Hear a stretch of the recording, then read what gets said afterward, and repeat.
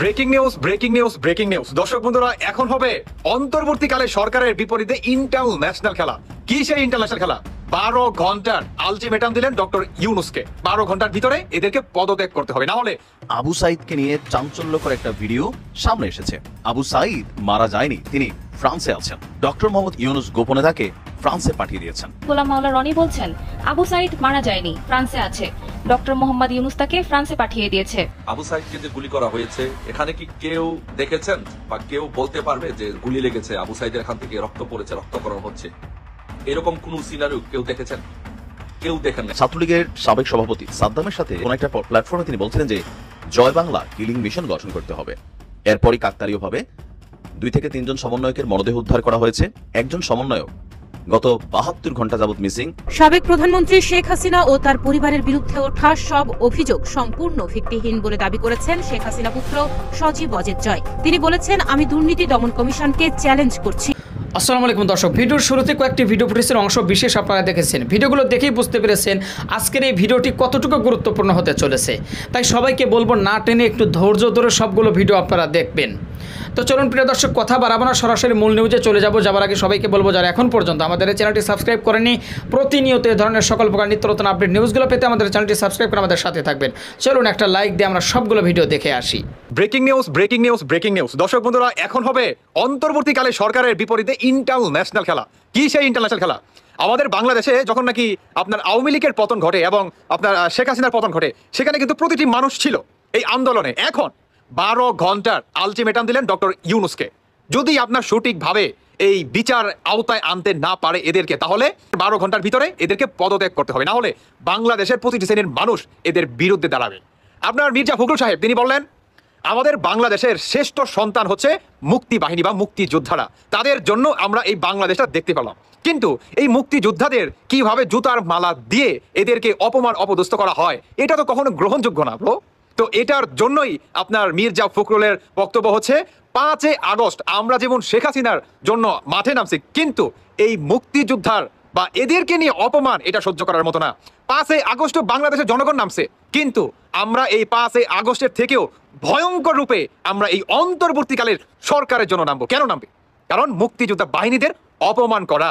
এখন অনলাইনে আসলে অনেককেই দেখতেছে, অনেক অনেক বুদ্ধিজীবীদেরকে দেখতেছি, আপনার ইলিয়াস, পিনাকি ভট্টাচার্য ভাই, এরা আসলে মুক্তিযুদ্ধ বলতে স্বীকারই করে না, স্বীকারই করে না। আজকে আসলে পিনাকি ভট্টাচার্যের একটা ভিডিও দেখলাম, তিনি স্পষ্ট বক্তব্য তার যে মুক্তিযোদ্ধা বাহিনীকে জুতার মালা দিছে, এতে এত পীড়িত কিসের? কিংবা অন্তর্বর্তীকালে সরকার যদি আপনার কোনো পদক্ষেপ নিতে চায়, তাহলে নাকি তারা নাকি এইটা করব সেইটা করব, আন্তর্জাতিক মাধ্যমে মামলা করবো এবং আরো কি কি আপনার গোপন তথ্য ফাঁস করব।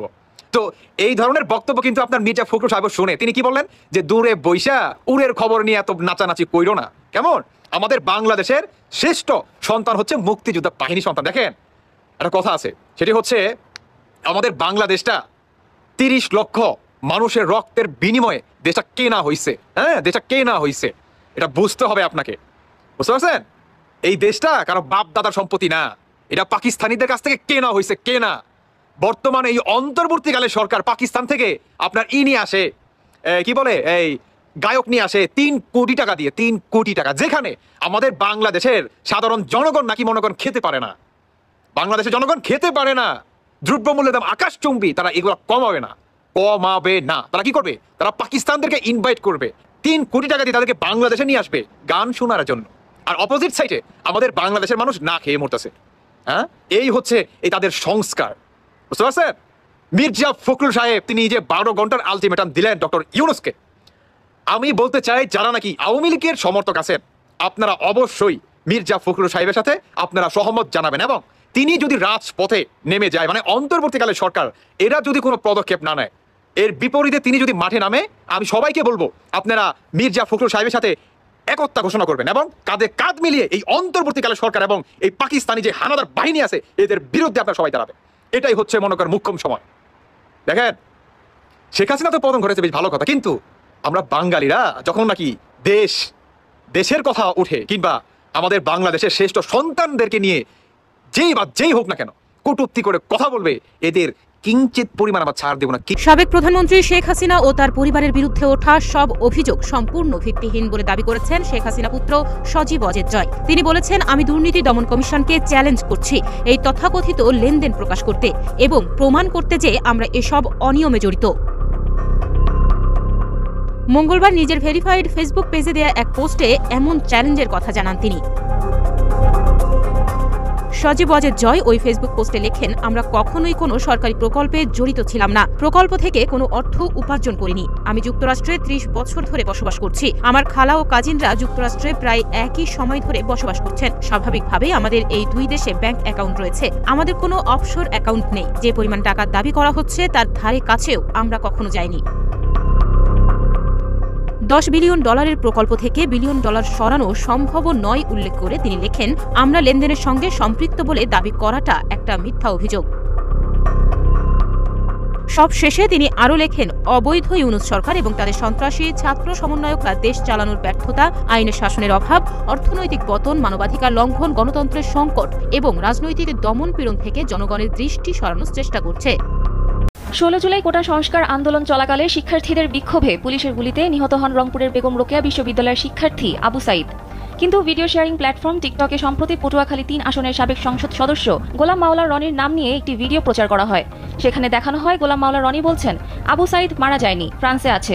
ডক্টর মোহাম্মদ ইউনূস তাকে ফ্রান্সে পাঠিয়ে দিয়েছে। বাংলাদেশের তথ্য যাচাইকারী প্রতিষ্ঠান রিওমার স্ক্যানার বলছে, আবু সাইদকে নিয়ে প্রচার করা এই ভিডিওটি সত্য নয়, কারসাজি করে এটি বানানো হয়েছে। মঙ্গলবার এ বিষয়ে একটি প্রতিবেদন প্রকাশ করে রিওমার স্ক্যানার। তাদের অনুসন্ধানে দেখা যায়, পটুয়াখালী 3 আসনের সাবেক সংসদ সদস্য গোলাম মাওলা রনি আবু সাইদ মারা যায়নি, ফ্রান্সে আছে। ডক্টর ইউনূস তাকে ফ্রান্সে পাঠিয়ে দিয়েছে শীর্ষক কোনো মন্তব্য করেননি, বরং গোলাম মাওলা রনির ভিন্ন একটি মন্তব্যের ভিডিও ক্লিপের সঙ্গে আবু সাইদ জীবিত গোপন তথ্য ফাঁস হয়ে গেল। গোলাম মাওলা রনি শীর্ষক বাক্য বসিয়ে ডিজিটাল প্রযুক্তির সহায়তায় সম্পাদনার মাধ্যমে আলোচিত ভিডিওটি তৈরি করা হয়েছে। রিওমার স্ক্যানারের পর্যবেক্ষণে উঠে এসেছে, ভিডিওটির ব্যাকগ্রাউন্ডে গোলাম মাওলা রনির অস্পষ্ট ও খণ্ডিত কণ্ঠস্বর ব্যবহার করা হয়েছে। তবে ভিডিওতে দাবিটির পক্ষে কোনো সুনির্দিষ্ট প্রমাণ উপস্থাপন করা হয়নি। কোনো নির্ভরযোগ্য সূত্রেও গোলাম মাওলা রনির এ ধরনের মন্তব্যের অস্তিত্ব পাওয়া যায়নি। তাছাড়া তার ভেরিফাইড ফেসবুক পেজ এবং ইউটিউব চ্যানেলেও আবু সাইদকে নিয়ে এমন কোনো মন্তব্যের সন্ধান মেলেনি। বরং গত 16 জুলাই তার ফেসবুক পেজে একটি পোস্টে আবু সাইদকে শহীদ হিসেবে উল্লেখ করেছেন তিনি। ছাত্রলীগের সাবেক সভাপতি সাদ্দামের সাথে একটা টেলিভিশন টক শো অথবা সোশ্যাল মিডিয়া টক শো কোনো একটা প্ল্যাটফর্মে তিনি বলছিলেন যে জয় বাংলা কিলিং মিশন গঠন করতে হবে। এরপরই কাকতালীয়ভাবে 2 থেকে 3 জন সমন্বয়কের মরদেহ উদ্ধার করা হয়েছে। পুলিশ ইনভেস্টিগেশনে আছে। একজন সমন্বয়ক গত 72 ঘন্টা যাবৎ মিসিং। দেশের কোনো আইন শৃঙ্খলা বাহিনী, গোয়েন্দা তথ্য কোনো কিছুই তাকে কিন্তু উদ্ধার করতে পারেনি। আদৌ জীবিত নাকি মৃত সেইটাও এখনো কনফার্ম না। এই যখন অবস্থা, তখন বাকি সমন্বয়কদের অন্তরে ভয় তৈরি করার জন্য নতুন একটা কার্যক্রম আমরা দেখলাম বগুড়ায় বৈষম্যবিরোধী ছাত্র আন্দোলনের সহ সমন্বয়ক আহসান হাবিব আবু সায়েম, তার বাড়ির দেয়ালে একটা অদ্ভুত লেখা দেখা গেছে, মৃত্যুর জন্য প্রস্তুতি নাও। আর এই লেখা নিয়ে চাঞ্চল্যকর পরিস্থিতি সৃষ্টি হয়েছে। ইভেন এটাকে হত্যার হুমকি হিসেবে দেখছে এলাকাবাসী। এটা হত্যার হুমকি হিসাবে না, হত্যাই এটা এখানে মেনশন করা হয়েছে। বগুড়ার সদর থানার নওদাপাড়া এলাকায় ওই সমন্বয়কের বাড়ির দেয়ালে আপনার এই লেখাটি কে বা কারা আসলে লিখে গেছে এই সম্পর্কে কোনো তথ্য এখনো বের হয়নি।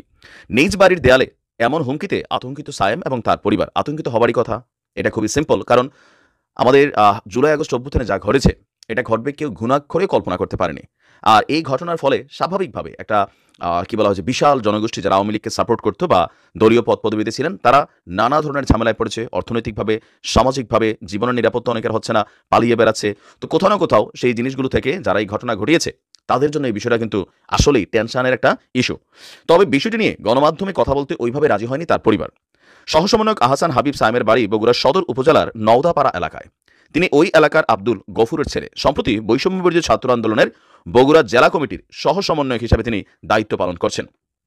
আর দেয়ালে এমন লেখাটি রাতের আধারে কে বা কারা লিখে গেছে সেই রহস্য উদ্ঘাটনে কাজ করছে পুলিশ। বগুড়ার ভারপ্রাপ্ত কর্মকর্তা যিনি আছেন SM মঈনুদ্দিন সাহেব, তিনি বলছেন যে ঘটনাটি শোনার পর থেকেই আমাদের থানার একাধিক টিম কাজ করছে।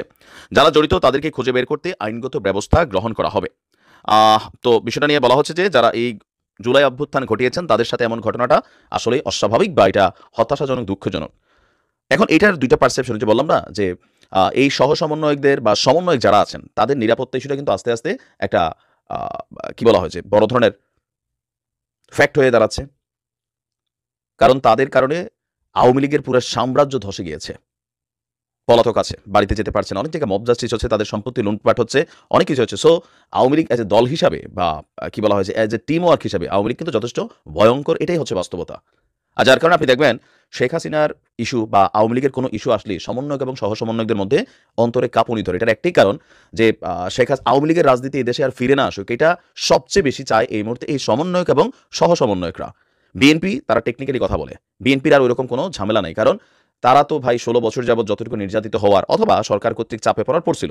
জামাতও ওই রকম ঝামেলায় নাই, ঝামেলায় আছে এই সমন্বয়ক এবং সহ সমন্বয়করা। কারণ অদূর ভবিষ্যতে কখন যদি আওয়ামী লীগ ফিরে আসে, ওই যে হাসনাত সাজিদ বলছিল যে মানে 20 বছর পরে হলেও আওয়ামী লীগ এই প্রতিশোধ নিবে, আর এটাই বাস্তব যে নেবে, এটাই বাস্তব। এখন এই সহ সমন্বয়ক বা সমন্বয়করা তাদের যে ফ্যামিলি ব্যাকগ্রাউন্ড, লিগেসি, সামাজিক বা এলাকার যে অবস্থান, খুবই অর্ডিনারি ফ্যামিলি থেকে তারা বিলংস করে।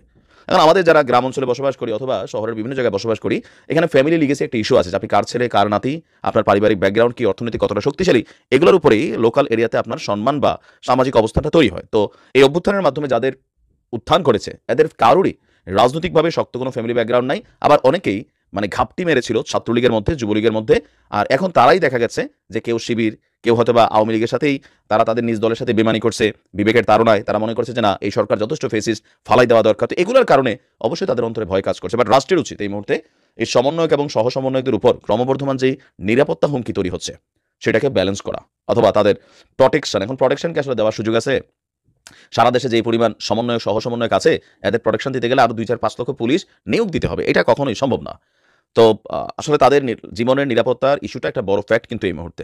তো তাদের উচিত ব্যক্তিগতভাবে সাবধানে চলাফেরা করা, যেন কোনো ধরনের অপ্রীতিকর ঘটনার মুখোমুখি হতে না হয়। আর যারা এই ঘটনাগুলো করছে অবশ্যই তাদেরও বিচারের ব্যবস্থা করার জন্য সরকার সর্বোচ্চ চেষ্টা করবে, এটাই বাস্তব। এই সরকারের ভেতর কাজ করে তখন ছাত্ররা, এখনো তারা আছে, কিন্তু তারা রাজপথে থেকে, সরকারে থেকে চোখ রাঙানি শুরু করে বিভিন্ন দলকে, বিশেষ করে বিএনপি। এবং বিএনপি প্রথম তাদেরকে একটা স্পেস দিয়েছিল, মনে করেছিল যে ঠিক আছে আমরা তো 16 বছর ক্ষমতা থেকে এদের নামাইতে পারি না, এরা যেহেতু নামাইছে সুতরাং তাদের কাছে আমরা কৃতজ্ঞ, সুতরাং তারা একটা কিছু বলে ফেলো। কিন্তু এক সময় তারা দেখলো মানে এরা একটু বেশি বলে ফেলতেছে, তাদের অস্তিত্বের হুমকি হিসাবে তখন তারা দেখে বিষয়গুলোকে। এবং তখনই বিএনপি তার শক্তি জানান দেয়। কখন জানান দেয়?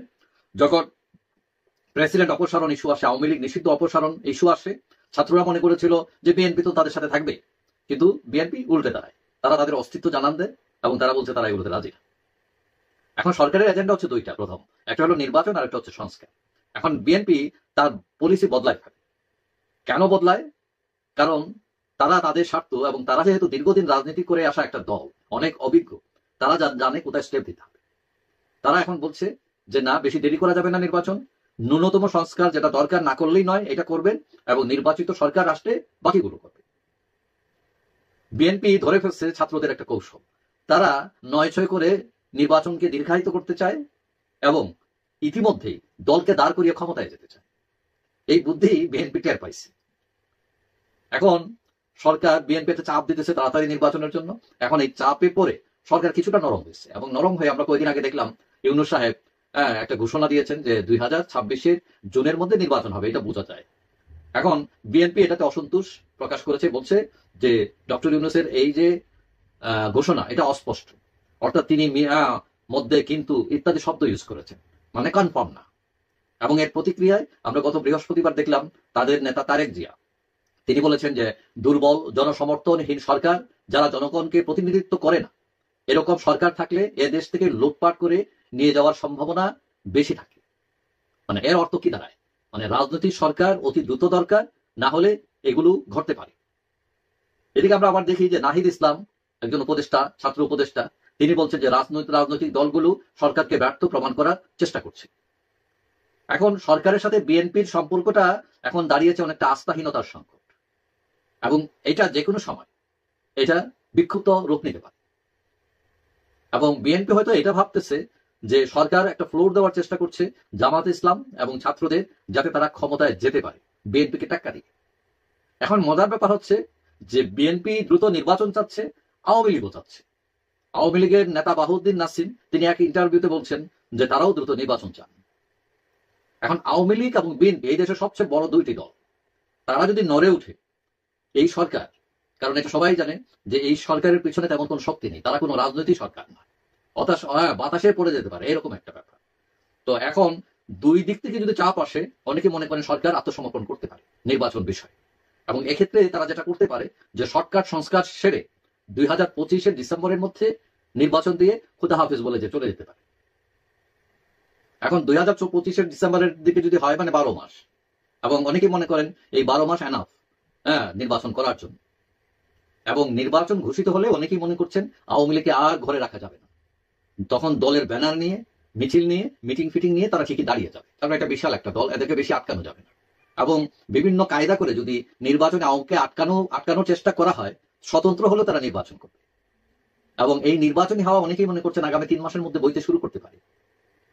এবং যদি না বয় তাহলে কি দাঁড়াবে? বিএনপি আন্দোলনে নামতে পারে, এবং তাদের এই আন্দোলনে নামার চান্স 50-50, এবং পেছনে থাকবে আওয়ামী লীগ। প্রিয় দর্শক শ্রোতা, যে ভিডিওগুলো নিয়ে আজকে আপনাদের সম্মুখে হাজির হয়েছিলাম সেই ভিডিওগুলো কিন্তু ইতিমধ্যেই আপনারা দেখে ফেলেছেন এবং সকলের কথাগুলো শুনে ফেলেছেন। তো অবশ্যই এবার আপনাদের মূল্যবান মতামত জানানোর পালা। আপনাদের কি মনে হয়, কি জানলেন বুঝলেন এই ভিডিও থেকে, সেটা অবশ্যই এখন আপনারা এই ভিডিওর কমেন্ট বক্সে আপনাদের মূল্যবান মতামত জানিয়ে দিন। আর হ্যাঁ, সবাইকে বলবো আমাদের এই চ্যানেল কিন্তু প্রতিনিয়ত এই ধরনের সকল প্রকার নিত্য নতুন আপডেটগুলো আমরা সবসময় দেওয়ার চেষ্টা করি। তো অবশ্যই আপনাদেরকে বলবো যারা এখনও পর্যন্ত আমাদের এই চ্যানেলটি সাবস্ক্রাইব করেনি, প্রতিনিয়ত এই ধরনের সকল প্রকার নিত্য নতুন আপডেট নিউজগুলো পেতে আমাদের এই চ্যানেলটি সাবস্ক্রাইব করে আমাদের সাথে থাকবেন। আর ইতিমধ্যেই যারা সাবস্ক্রাইব করে দিয়েছেন তাদেরকে অসংখ্য ধন্যবাদ জানিয়ে ভিডিওটি এখানে শেষ করছি। সে পর্যন্ত সকলে ভালো থাকবেন, সুস্থ থাকবেন। আবারও দেখা হবে, কথা হবে নতুন কোনো টপিকে, নতুন কোনো ভিডিও নিয়ে। আল্লাহ হাফেজ।